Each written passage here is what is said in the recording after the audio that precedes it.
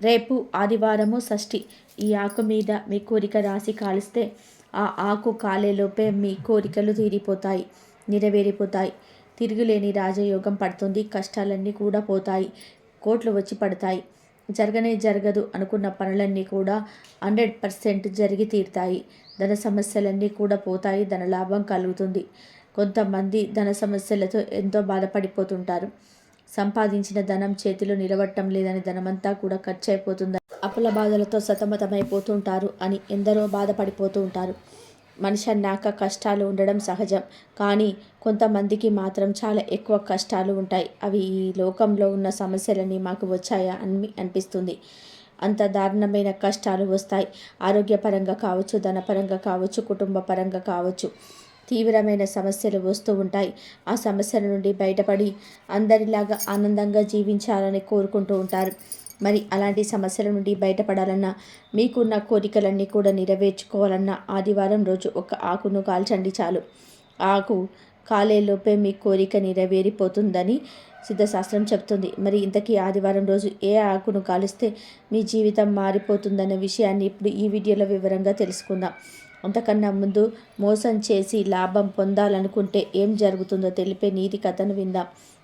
ఒక ఊరిలో సాహు, శ్రీను అనే ఇద్దరు గాజులు అమ్ముకునేవారు ఉండేవారు. వారిద్దరూ ఒక ఒప్పందం చేసుకున్నారు. ఇద్దరు ఊరిని 2 భాగాలుగా పంచుకున్నారు. ఇద్దరు తలో భాగంలో వృత్తిని మొదలుపెట్టి మధ్యాహ్నం అయ్యేప్పటికీ వేరే భాగానికి చేరుకోవాలని నిర్ణయించుకుంటారు. ఇలా ఇద్దరు ఒక రోజులో ఊరంతా చుట్టేయవచ్చు. కానీ ఒకరితో ఒకరు వ్యాపారం కోసం పోటీ పడక్కర్లేదు. ఇలా ఉండగా ఒక రోజు సాహు గాజులు అమ్ముకుంటూ ఒక గుడిసె ముందు నిల్చొని వెళ్ళాడు. గుడిసెలో ఒక ఆవిడ మనవరాలు ఉండేవారు. మనవరాలు సాహు పిలుపులను విని గాజులు కావాలని సరదా పడింది. ఆ సాహును పిలిచి గాజుల వేల అడిగింది. సాహు చెప్పిన ధర చాలా ఎక్కువ. అంత డబ్బు పాపం అవ్వ దగ్గర లేదు. నా దగ్గర ఒక పాత పళ్ళెం ఉంది, దానికి మసి పట్టుకుంది. కానీ నీకు పనికొస్తుందంటే అది తీసుకొని గాజులు ఇస్తావా అని అవ్వ సాహువును అడిగింది. సాహు పళ్ళెం తీసుకొని చూశాడు. కింద గోరు పెట్టి గీస్తే అది బంగారు పళ్ళెం, చాలా విలువైనది. సాహుకు దురాశ కలిగింది. ఈ పళ్ళెమా? ఇది దేనికి పనికొస్తుంది? పూర్తిగా మసి పట్టుకుపోయింది. దీనికి గాజులు రావు, కానీ కావాలంటే ఒక కాసు ఇస్తాను, తీసుకో అన్నాడు. అవ్వ పాపం పళ్ళెం తీసుకొని వెళ్ళిపోయింది. సాహు మళ్ళీ తర్వాత వచ్చి చూద్దాం, ఇప్పటికీ ఒప్పుకోకపోతే ఇంకొంచెం ధర పెంచి తీసుకోవచ్చు అనుకొని అక్కడి నుంచి వెళ్ళిపోయాడు. అలా ఒప్పందం ప్రకారం మధ్యాహ్నం అటు శ్రీను గాజులు అమ్ముకుంటూ వచ్చాడు. అవ్వ అతన్ని కూడా పళ్ళెం తీసుకొని గాజులు ఇవ్వమని అడిగింది. శ్రీను కూడా చూసి వెంటనే అది బంగారు పళ్ళెమని తెలుసుకున్నాడు. కానీ శ్రీను మంచివాడు. వెంటనే అవ్వతో, ఇది బంగారు పళ్ళెమమ్మ, విలువైనది. ఇది నేను ఎలా కొంటాను? ఇంత డబ్బు నా దగ్గర లేదు. కానీ మన సామంతరాజు దగ్గరకు తీసుకొని వెళ్దాం, దీనికి మంచి వెలకట్టి ఇస్తాడు. అప్పుడు నువ్వు నా దగ్గర గాజులు కొనుక్కొని మిగిలిన డబ్బుతో ఏదైనా చిన్న వ్యాపారం చేసుకోవచ్చు. నీ మనవరాలికి బ్రతుకు తెరువు చూపించవచ్చు అని చెప్పాడు. అవ్వ ఒప్పుకుంది. అవ్వ మరియు శ్రీను రాజు దగ్గరికి వెళ్ళారు. విషయమంతా సామంతరాజుకు చెప్పారు. సామంతరాజు అవ్వ దగ్గర పళ్ళెం కొనుక్కొని తగిన సొమ్ము అవ్వకు ఇచ్చాడు. అలాగే శ్రీను నిజాయితీని మెచ్చుకొని కోటలో మంచి ఉద్యోగం ఇప్పించాడు. ఇక సాహు సంగతికి వస్తే, ఊరిలో అందరికీ సాహు చేసిన మోసం సంగతి తెలిసిపోయి అతడి దగ్గర ఎవరు గాజులు కొనడానికి ఇష్టపడలేదు. కొద్ది రోజులు ప్రయత్నం చేశాడు, కానీ గిట్టుబాటు కాలేదు. కానీ వ్యాపారంలో నష్టం వచ్చి మరే ఉద్యోగం దొరకక ఊరొదిలి వెళ్ళిపోవాల్సి వచ్చింది.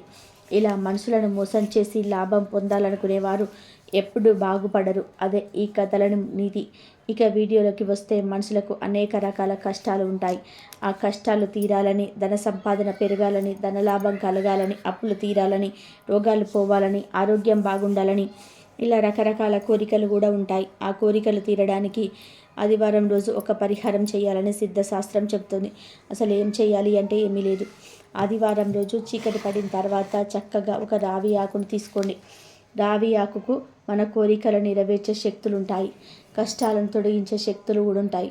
దరిద్రాలను పొడగొట్టే పవర్స్ ఉంటాయి. కనుక ఆదివారం రోజు పగటిపూటే ఒక రావి ఆకును తెచ్చిపెట్టుకోండి. చీకటి పడిన తర్వాత ఆకు మీద బ్లూ పెన్తో కానీ రెడ్ పెన్తో కానీ మీ కోరికను రాయండి. మీకు ఏ కష్టం ఉంటే ఆ కష్టం పోవాలని రాయండి. ధనం కలిసి రావాలని, ధన సమస్యలు పోవాలని, అప్పులు తీరాలని, రోగాలు తగ్గాలని, ఇలా మీకు ఏ కోరిక ఉంటే ఆ కోరిక రాయండి. అలా రాసిన తర్వాత ఈ రావి ఆకుకు ఆవు నెయ్యి పూయండి. ఆవు నెయ్యి లేకపోతే నువ్వుల నూనె పూయండి. అలా పూసిన తర్వాత ఆకు మీద కొంచెం కర్పూర పొడి చల్లి తర్వాత ఈ ఆకు మీద ఇంటి బయట తీసుకొని వచ్చి, అంటే ఇంట్లో కాకుండా ఇంటి బయటకు తీసుకొచ్చి కాల్చివేయండి.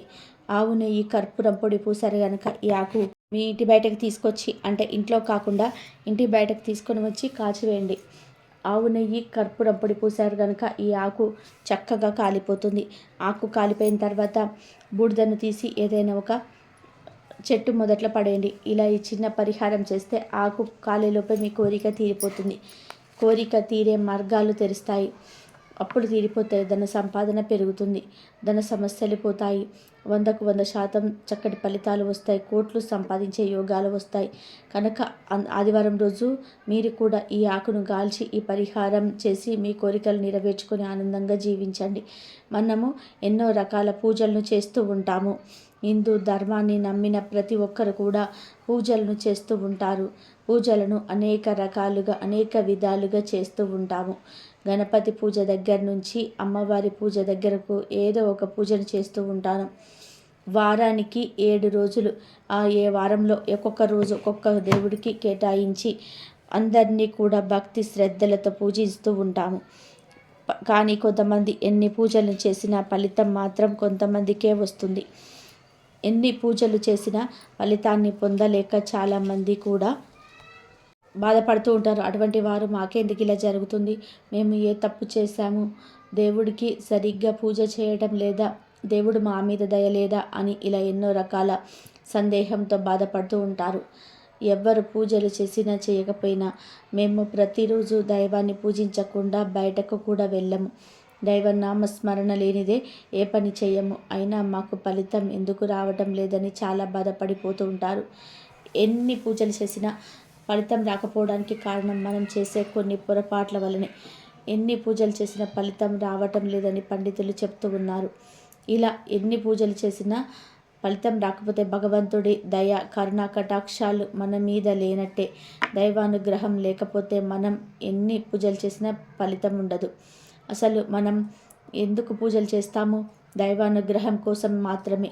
ఆ అమ్మవారి అనుగ్రహం మన మీద ఉంటే మనం దేనికి లోటు లేకుండా జీవిస్తామని, అష్టైశ్వర్యాలతో కుటుంబంతో ఆనందంగా ఉండడానికి పూజలు చేస్తూ ఉంటాము. భగవంతుడి అనుగ్రహం మన మీద లేకపోవడానికి కారణం మనం చేసే పూజలలో పొరపాట్లు జరగటమే అని పండితులు చెప్తున్నారు. ఎన్ని పూజలను చేసినా ఫలితం రాకపోవడానికి 4 రకాల కారణాలు ఉన్నాయని పండితులు చెప్తున్నారు. అది ఏమిటంటే అతి వినయం, అవలక్షణం, అపనమ్మకం, అతి తెలివితేటలు అని చెప్తూ ఉన్నారు.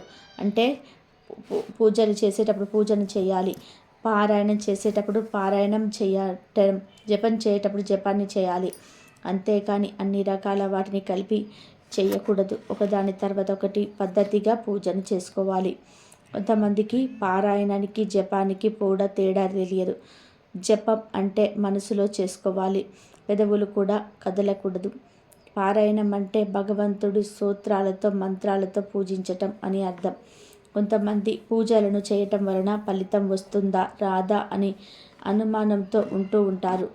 వస్తే ఎంతవరకు వస్తుంది, ఎన్ని రోజులలో వస్తుంది, ఇలా అనేక రకాల అనుమానాలను కలిగి ఉంటారు. ఉదాహరణకు మనం ఏదైనా పూజలు చేయాలన్నా, ఇంట్లో కార్యక్రమాలకు పూజలను చేయాలనుకున్న పండితులను కలుస్తూ ఉంటాము. వారిని కలిసినప్పుడు వారు కొన్ని పనులను చేయమని చెప్పినప్పుడు అందులో అనేక రకాల అనుమానాలు అనేటివి వస్తూ ఉంటాయి. ఆ గుడిలో ఒక రకంగా చెప్పారు, ఇక్కడ పంతులు గారు ఒక రకంగా చెప్పారు అని ఇలా అనుమానాలను పెట్టుకుంటూ ఉంటారు. ఇలా అవలక్షణం కలిగి ఉన్నవారు ఎంత చేసినా, ఎన్ని పూజలు చేసినా ఫలితం అనేది ఉండదు. మీరు చేస్తేనే వస్తుందా, మేముగా చేస్తే ఫలితం రాదా అని అనుకుంటూ ఉంటాము. కానీ అలా అనుకోకూడదు. మనం చేసే పూజను మనం చేస్తే, పంతులు గారు చేసే పూజను వారు చేస్తారు. ఇక అతి తెలివితేటలు అంటే నేను ఉన్నాను, గురువు గారు మీకు ఏం కావాలన్నా నాకు చెప్పండి, పూజకు సంబంధించి ఏ వస్తువునైనా సరే తీసుకువస్తాను అని అంటూ ఉంటారు. కానీ పనిచేసే టైంకి తప్పించుకుంటూ ఉంటారు. అంటే ఎవరైనా సరే బ్రాహ్మణుడు మీ ఇంటికి పూజ చేయడానికి లేదా ఏదైనా కార్యక్రమం సంబంధించి మీ ఇంటికి వస్తే తనకు ఇవ్వవలసిన గౌరవాన్ని మీరు ఇవ్వాలి. ఇలా చేయటం వలన మీకు పుణ్యం వస్తుంది. అంతేకాని పండితులకు ఇచ్చే దక్షిణలో కానీ మరి ఏ విషయంలో కానీ అతి తెలివితేటలను చూపించినట్లయితే మీరు ఏ విధంగా పూజలు చేసిన దానికి ఫలితం మాత్రం రాదు అని పండితులు చెప్తున్నారు. మరి మనకు ఏదైనా కష్టం కలిగిన ఇబ్బందులు వచ్చినా ఏమైనా దోషం ఉందేమో అని ఆ దోషానికి తగిన పరిష్కారాలను చేయమని పెద్దవారిని కలుస్తుంటాము. వారు దానికి కావలసిన పరిహారాన్ని చెప్పినప్పుడు అంత ధనాన్ని మేము ఖర్చు పెట్టలేము, ఏదైనా సింపుల్గా చెప్పమని ఇలా అడ్డుకట్టు వేసుకుంటూ ఉంటారు. అంటే మనకున్న దోషాలు తొలగిపోవాలంటే దానికి తగిన పరిష్కారాన్ని మనం చేయాలి. అంతేగాని అంత ఘనంగా మేము చెయ్యలేము, ఇంత ఘనంగా మేము చేయలేము, దానికి తగిన ధనం మా దగ్గర లేదు అని ఇలా కారణాలను చెప్పటం వలన ఉపయోగం ఉండదని పండితులు చెప్తూ ఉన్నారు.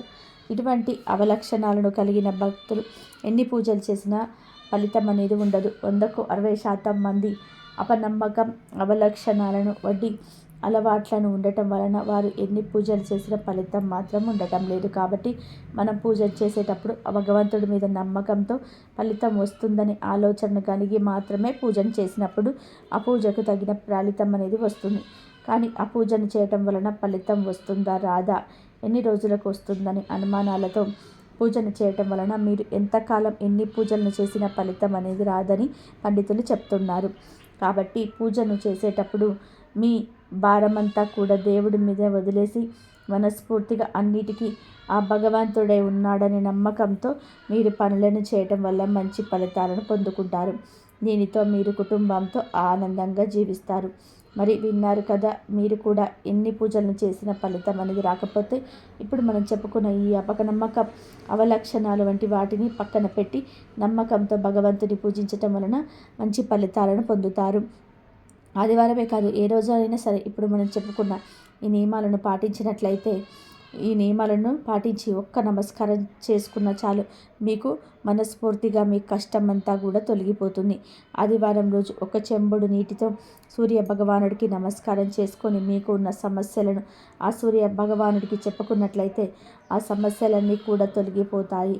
ఎప్పుడైనా సరే దేవుడి మీద నమ్మకం ఉండాలి.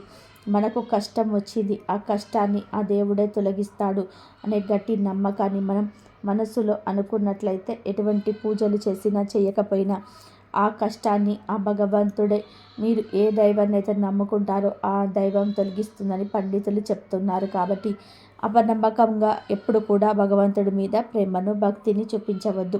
నమ్మకంతో మీరు ఏ పని చేసినా సరే ఆ పనిలో విజయం కలిగి మీరు అష్టైశ్వర్యాలను, భోగభాగ్యాలను పొందగలుగుతారు. ఇదండి ఈరోజు వీడియో. ఈ వీడియో కనుక మీకు నచ్చినట్లయితే ప్లీజ్ లైక్ చేయండి, షేర్ చేయండి, సబ్స్క్రైబ్ చేయండి.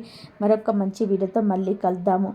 కాబట్టి మనకు ఏది తెలివితేటలతో ఏం చేస్తే ఎలా జరుగుతుందో